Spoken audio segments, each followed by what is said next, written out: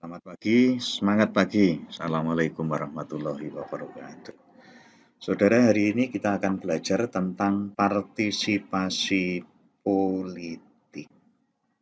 Nah, ada beberapa hal yang harus kita bahas, mulai dari pengertian, jenis, piramida, kemudian prakteknya. Yang pertama adalah tentang pengertian.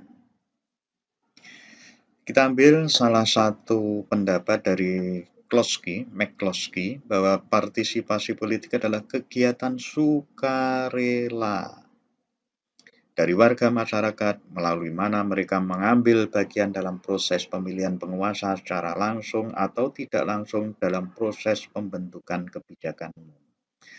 Kata kunci yang kita ambil di sini adalah pada kata sukarela.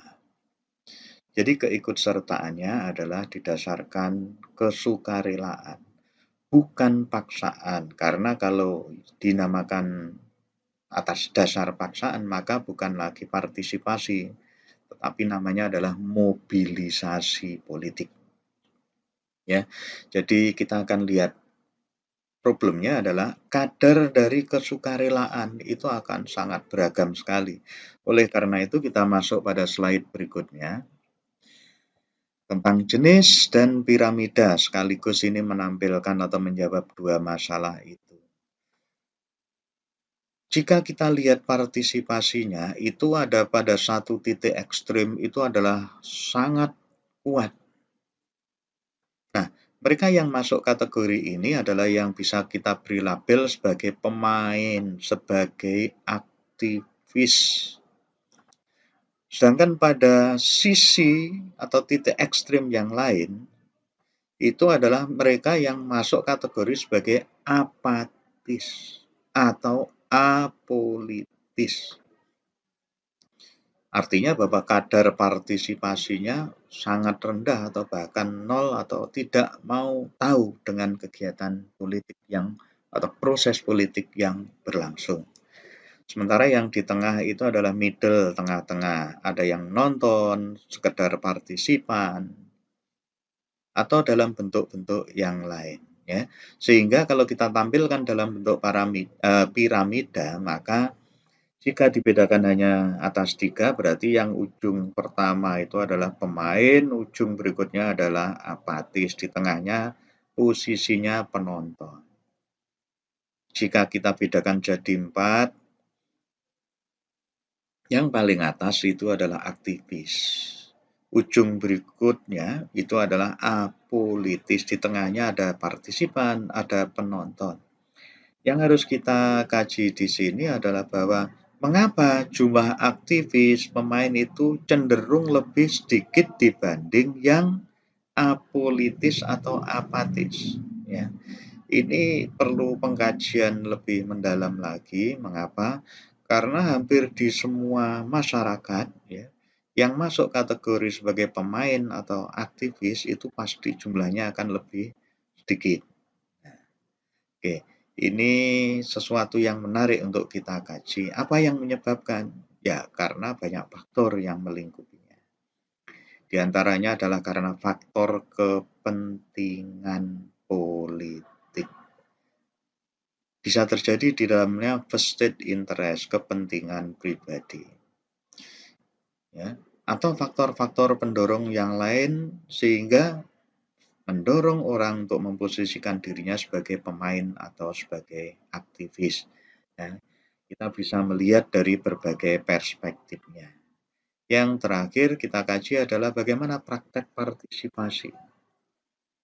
Dalam kondisi normal, maka di negara demokratis, partisipasi ini muncul karena kesukarelaan. Sementara di negara otoriter, partisipasi politik itu lebih karena mobilisasi dalam tanda petik paksaan. Bagaimana dengan yang terjadi di negara berkembang? Nah, di negara berkembang biasanya diisi dengan yang namanya euforia. Praktek partisipasinya politik bisa sangat berkembang sekali. Tetapi dengan berbagai latar belakang kepentingan yang mendorong terjadinya partisipasi ini. Sehingga walaupun tinggi tapi sebetulnya kalau di negara yang di model negara berkembang itu biasanya tidak fokus. Karena yang ingin dicapai bisa beragam sekali. Kepentingan yang ingin diperjuangkan beragam sekali. Akan berbeda dengan new social movement atau gerakan sosial yang muncul di masyarakat ini relatif lebih tertata dan ini biasanya memperjuangkan kepentingan-kepentingan tertentu karena latar belakang tertentu pula. Nah, ini yang bisa menimbulkan studi atau kajian lebih mendalam lagi tentang apa itu new social movement beserta faktor pendorongnya.